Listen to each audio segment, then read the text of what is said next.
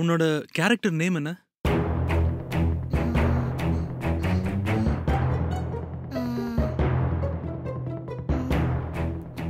மல்லி. மல்லி நல்ல பேர் தான். ஸ்டேஜ்ல பேசின டயலாக் அப்பாக்காக ஒன்று சொல்றியா?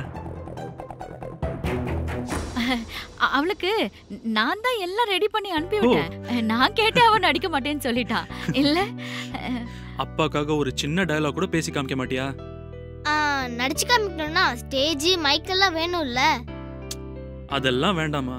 அப்பாக்காக ப்ளீஸ்.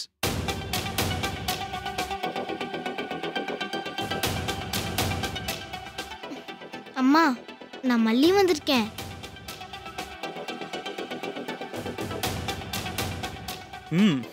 சூப்பர். ஆனா இன்னும் கொஞ்சம் அப்பாக்காக பேசியிருக்கலாம். சரி பரவாயில்ல, நீ நடிச்சதுக்கு அப்பா நாளைக்கு ஒரு கிஃப்ட் வாங்கி தரேன். ப்ளீஸ் பிரசாத், முதல்ல இந்த டிராமாவை நிறுத்துறீங்களா? என்னால கேட்டுட்டு உட்கார்ந்திருக்க முடியல. நான் இந்த விஷயத்தையே மைண்ட்ல இருந்து எரேஸ் பண்ண விரும்புறேன். நீங்க பேசி ஞாபகப்படுத்தி என்னை இரிட்டேட் பண்ணாதீங்க. வினோ, எதுக்கு நீ இப்போ இந்த சின்ன விஷயத்தை போய் ஒரு இஷ்யூ ஆக்குற? அவ டிராமால கூட நடிக்கூடாதா? அவ டிராமால நடிச்சது பிரச்சனையே இல்ல. ஆனா அவ போட்ட அந்த கெட்டப் தான் என்ன ரொம்ப டிஸ்டர்ப் பண்ணிடுச்சு.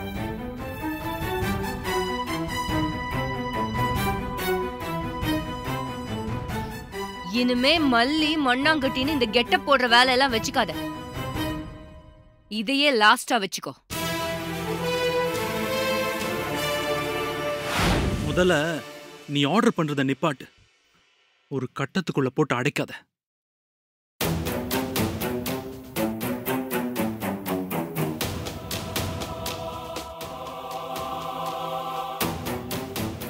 நம்ம பொண்ண நம்மளோட ஸ்டேட்டஸ்க்கு தகுந்த மாதிரி வளர்க்கணுங்கிறது என்னோட ஆசை. நான் மட்டும் இல்ல, எல்லா பேரண்ட்ஸும் அப்படிதான் நினைப்பாங்க. ஆனா அவ அப்படி இல்ல. பழகுற ஃப்ரெண்ட்ஸ்ல இருந்து நடந்துக்கிற விதம் வரைக்கும் லோக்கலா இருக்கா. அது அவளுக்கு தப்புன்னு தெரியல. அப்ப அவளுக்கு நாம தானே சொல்லி புரிய வைக்கணும். அமைதியா சாப்பிடு ப்ளீஸ். இந்த கெட்டப் போட்டா என்ன தப்பு? லோக்கலா வாழவே கூடாதா? கம்முனிரு. சிவானி, நீ பேசாம சாப்பிடு. பாட்டி சொல்றது கேளு, அமைதியா சாப்பிடு.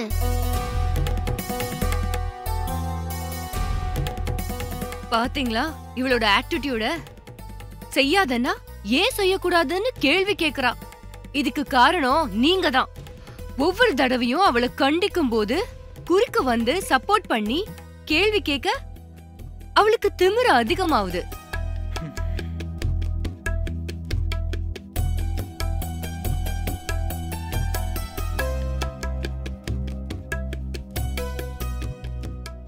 வினோ, நீ முதல்ல சாப்பிடு, அப்புறம் பேசிக்கலாம். இப்படிதான் ஒவ்வொரு தடவையும் ஏதாவது ஒரு காரணத்தை சொல்லி அவளை தப்பிக்க வைக்கிறீங்க. அவ தப்புங்கிறத புரிஞ்சுக்கணும். நான் அவ நல்லதுக்கு தானே சொல்றேன். கேட்டா தப்பு இல்லையே. இப்ப பாருங்க, நாம அவளை பத்தி தான் பேசிட்டு இருக்கோம். அவ எங்கேயாவது ரியாக்ட் பண்றாளா? அங்க எங்கேயோ பாத்துக்கிட்டு இருக்கா. கூப்பிடாத, சாப்பிடு. சிவானி, இனிமே இந்த மாதிரி லோக்கலா இருக்க மாட்டேன்னு சாரி கேளு. அதுதான் நல்ல ஹாபிட். அமைதியா இரு, பேசாத.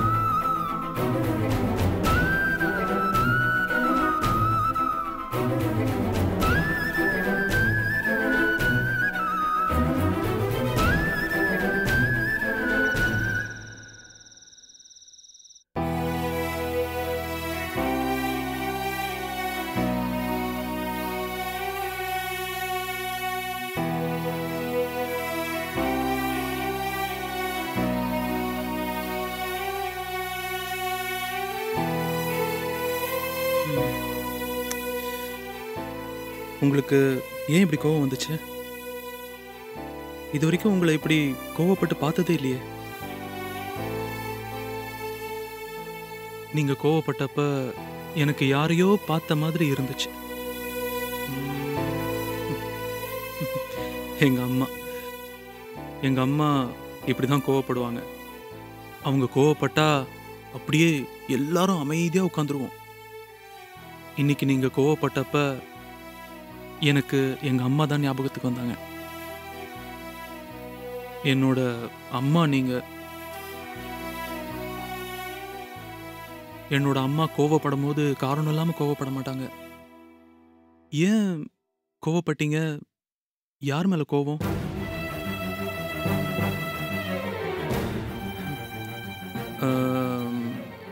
உங்க புள்ள கேட்டா கூட சொல்ல மாட்டீங்களா? என் மேலேயும் கோவமா? உங்க மேலெல்லாம் கோவம் இல்ல. அப்ப அம்மா மேல கோவமா? ஆமா. ஏன் அம்மா மேல கோவப்பட்டீங்க? அம்மா உங்களோட நல்லதுக்கு தானே சொல்லுவாங்க. என்ன நல்லது? அந்த ட்ரெஸ் போட்டா என்ன தப்பு? ஏன் போடக்கூடாதுன்னு சொல்றாங்க. அதனால தான் நான் கோவப்பட்டேன். இப்பெல்லாம் எனக்கு அம்மாவை பிடிக்கிறதே இல்லப்பா. அவங்கள பார்த்தாலே எனக்கு கோவம் தான் வருது. அப்படிலாம் பேசக்கூடாதுமா. இப்போ சிவானி தப்பு பண்ணா நான் என்ன பண்ணுவேன்? எடுத்து சொல்லுவேன்ல. அதே மாதிரி அம்மா தப்பு பண்ணாலும் நீ எடுத்து சொல்லணும். அவங்க புரிஞ்சிக்கலனா என்கிட்ட சொன்னா அம்மா கிட்ட போய் சொல்ல போறேன். இதுக்காக அம்மா மேலெல்லாம் கோவப்படக்கூடாது. நான் எங்க அம்மா மேலெல்லாம் கோவமே பட மாட்டேன், தெரியுமா? அப்பா, அவங்களுக்கு புரிய மாட்டேங்குதுப்பா. அவங்க என்கிட்ட இப்படிதான் இருக்கணும், இதுதான் செய்யணும்னு ரொம்ப டார்ச்சர் பண்றாங்க. என்னால சில சமயம் பொறுத்துக்கவே முடியல. எனக்கு உங்களை மட்டும் தான் பிடிக்குது, அவங்கள பிடிக்கவே இல்லை. இதுதாம்மா தப்பு. என்ன பண்ணாலும் உனக்கு அப்பா அம்மா 2 பேரையும் பிடிக்கணும்.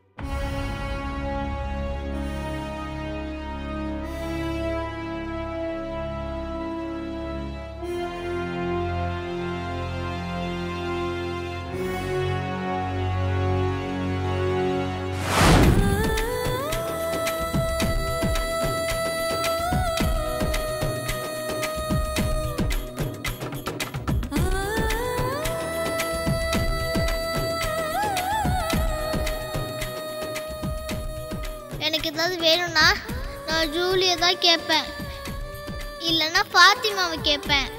பென்சில் கேட்கலாம், எரேசர் கேட்கலாம். பேரண்ட்ஸை கேட்க முடியுமா?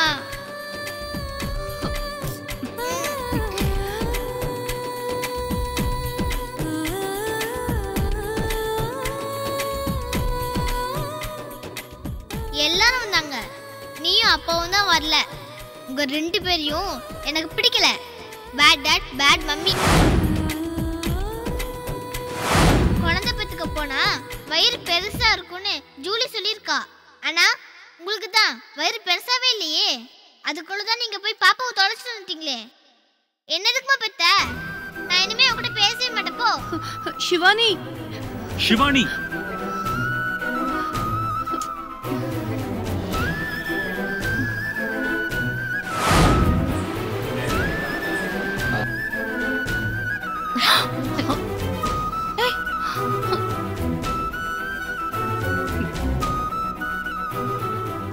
சிவானி, சிவானி, எதுக்கு இப்ப ஃப்ரைட் ரைஸ குப்பை தொட்டியில போட்ட? எனக்கு பிடிக்கல. ஏன் பிடிக்கல? அது ஜங்க் ஃபுட், உடம்புக்கு நல்லது இல்லைன்னு பாட்டி சொல்லியிருக்காங்க. உனக்கு பிடிக்கலனா சொல்ல வேண்டியதானே? எதுக்கு குப்பை தொட்டியில போட்ட? தேன் முட்டாய் சாப்பிட்டா கெட்டது தானே, நீங்க குப்பையில போட்டீங்கல்ல.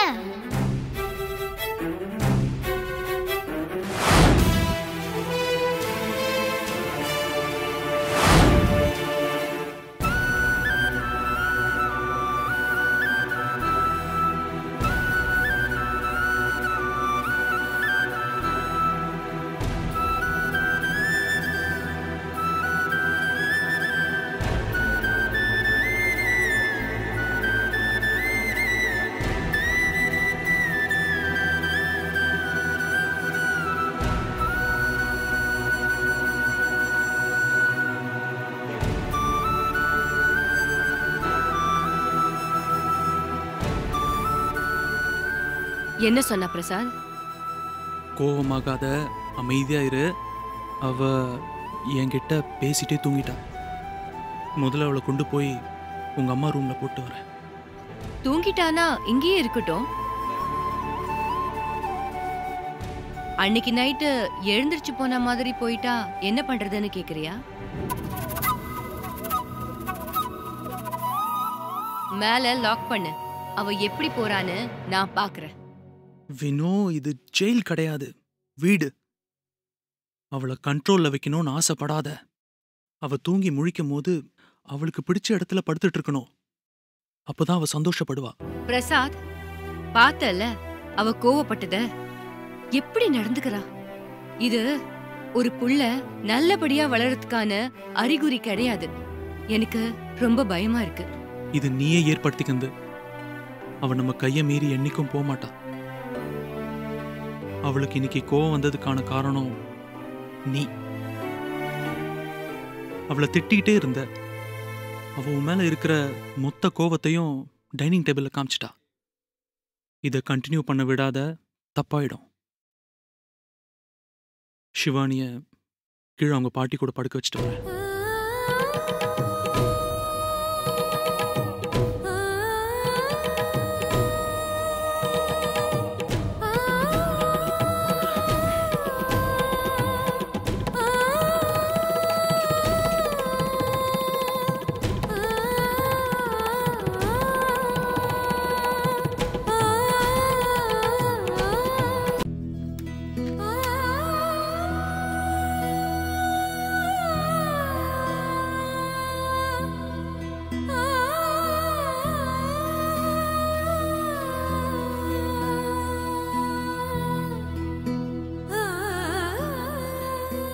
ஏன் இப்படி எங்களை சோதிக்கிறீங்க? உங்களுக்கெல்லாம் நான் என்ன குறை வச்சேன்? நல்ல நாள் தவறாம விருந்து படையல்னு வாழ்ந்துட்டு இருக்கிறேன். என் குடும்பம் தான் உன் கண்ணுக்கு தெரிஞ்சுதா?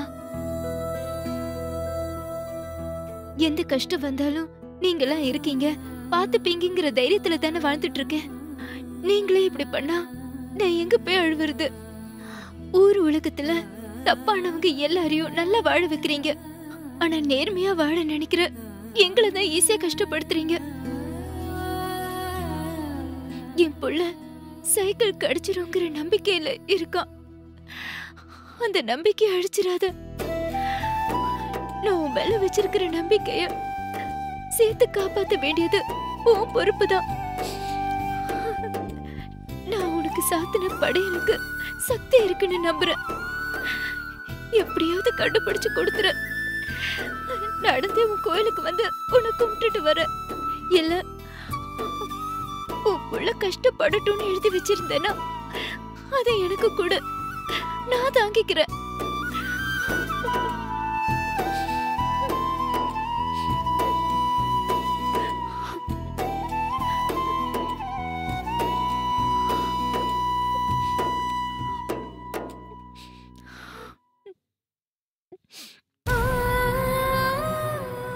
காமாட்சி, இங்கே இருக்கிற போட்டோவையோ கோயில் இருக்க கல்லையோ நம்பாது. யாரும் நம்மளுக்கு உதவ போறதில்ல. நாம தான் நம்மளை காப்பாத்திக்கணும். அப்படி சொல்லாதீங்க. தெய்வம் நம்மளை சோதிக்குது. அதுக்காக நம்ம நம்பிக்கை விட்டுறக்கூடாது. முழுசா நம்பணும். அப்பதான் எந்த காலத்திலையும் தெய்வம் நம்மளை கைவிடாது.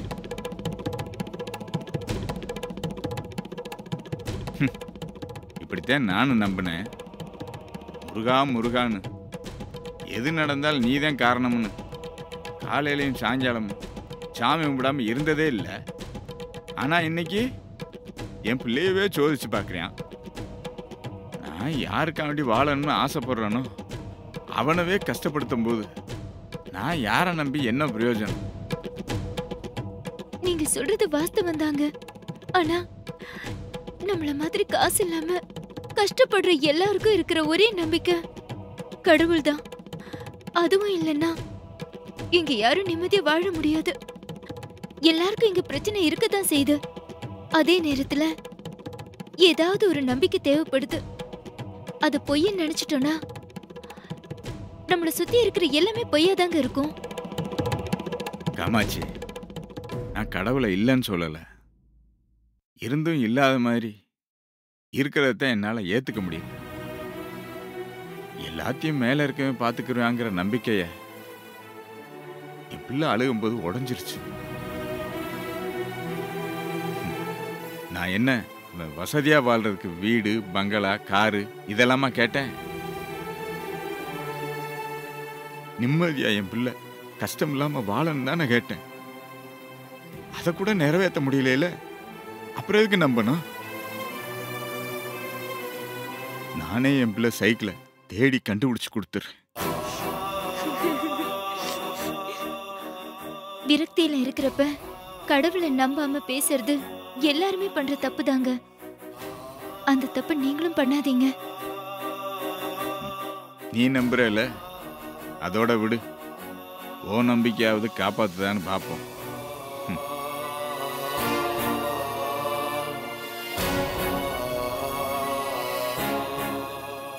என் சைக்கிள் மட்டும் கிடைக்கலனா சாமி இல்லைன்னு நான் நினச்சிக்கிறேன்.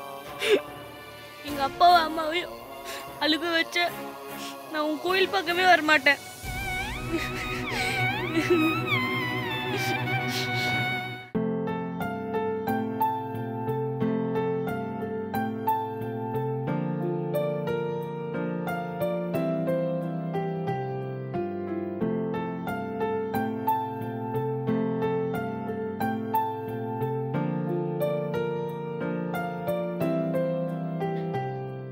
சிவானி,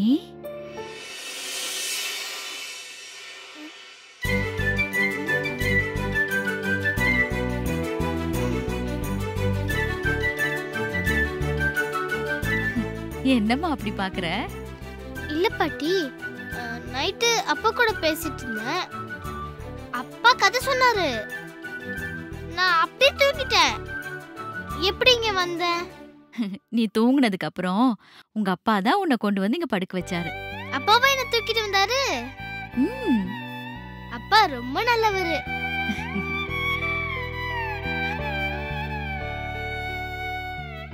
அவரு எனக்கு என்ன பிடிக்குமோ அதை மட்டும்தான் செய்வாரு. பாத்தீங்களா, நான் தூங்கினாலும் எங்க படுக்கணுமோ அங்க கொண்டு வந்து படுக்க வச்சுட்டு போயிட்டாரு. உங்க அம்மாவும் ரொம்ப நல்லவதான். உன்னை விட கம்மியா தான் கோவப்படுவா. உனக்கு என்ன பிடிக்குமோ அததான் செய்யணும்னு ஆசைப்படுவா. அப்பா நான் கோவப்பட்டாலும் அவர் கோவப்பட மாட்டாரு.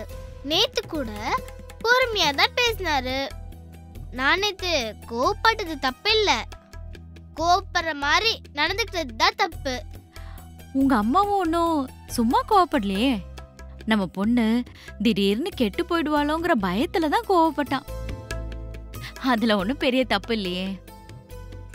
பயம் மட்டும் இருந்தா பத்தாதுல்ல, பாசமும் இருக்கணும்ல. அது எங்க அப்பா கிட்ட மட்டும்தான் இருக்கு.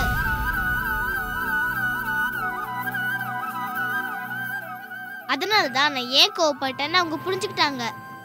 இந்த வயசுல பெரியவங்க எதை பண்ணாலும் தப்பாதான் தெரியும். அந்த மாதிரி தான் உனக்கும். ஆனா நீங்க சொல்றப்ப எனக்கு தப்பா தெரியலையே. பிடிச்சவங்க, நமக்கு ரொம்ப பிடிச்சவங்க சொன்னா தப்பா தெரியாதுல்ல பாட்டி? நல்லத யார் வேணாலும் சொல்லலாம். அது பிடிச்சவங்களா இருக்கணும்னு அவசியமே இல்ல. எது நல்லதுன்னு சொல்றீங்க? அவங்க என்ன திட்டுறதும் மிரட்டுறதுமா? அவங்களுக்கு நீங்க சப்போர்ட் பண்றீங்களா? நான் யாருக்கும் சப்போர்ட் பண்ணல, உண்மையா சொல்றேன். என்ன பண்ணாலும் உன்னோட இவ்ளோ பெரிய கோவம் தப்பு. நீங்க ஏன் சைடு இல்ல, அவங்க சைடு. எனக்கு டவுட்டா இருக்கு, கிளியரா சொல்லிடுங்க. முதல்ல அவ எனக்கு பொண்ணு, அவளால தான் நீ. அப்போ நீங்க அவங்க சைடு. நான் அப்படி சொல்லலையே. அவ மேலயும் எனக்கு அக்கறை இருக்குல்ல. அவளை நீ குறை சொல்றத என்னால கேட்க முடியாது. நான் குறை சொல்லாம இருக்கணும்னா நீங்க மோசமான பொண்ணை பெற்றிருக்க கூடாது. இப்ப பாருங்க, எனக்கு நல்லம்மா கிடைக்காம போச்சுல. என்ன இப்ப நீங்க ஒழுங்கா தானே வளர்க்குறீங்க? அந்த மாதிரி அவங்களே ஒழுங்கா வளர்த்துருந்தா இன்னைக்கு நான் இவ்வளவு கஷ்டப்பட வேண்டியிருக்கதில்ல. எல்லாத்தையும் நீங்க பண்ணிட்டு கடைசியா என் மேல பழி போட்டுருங்க.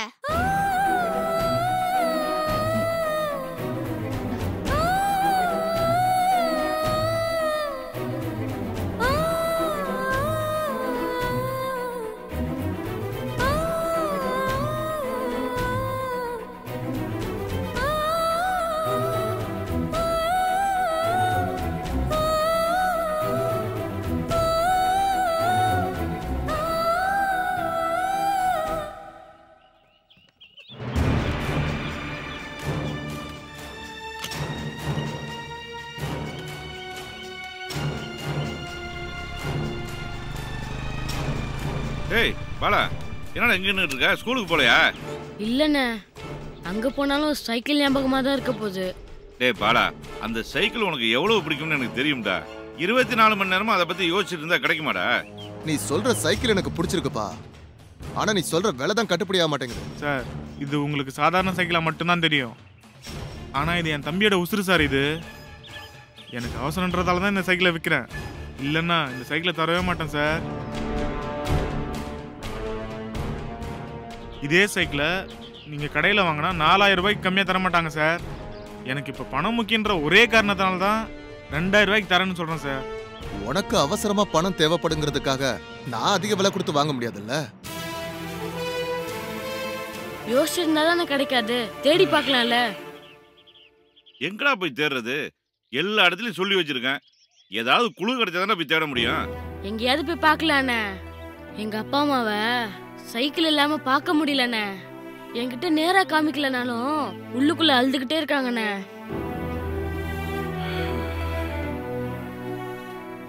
ஒரு பக்கம் அம்மா காலையிலே ஏஞ்சி சாமி முன்னாடி அழுதுகிட்டு இருக்காங்க. என்னால வீட்டுல நிம்மதியா இருக்க முடியலண்ணே. ரொம்ப கஷ்டப்பட்டு உழைச்சு வாங்கின பொருளை காணாம போச்சுன்னா யாராலையும் தாங்க முடியாதுடா.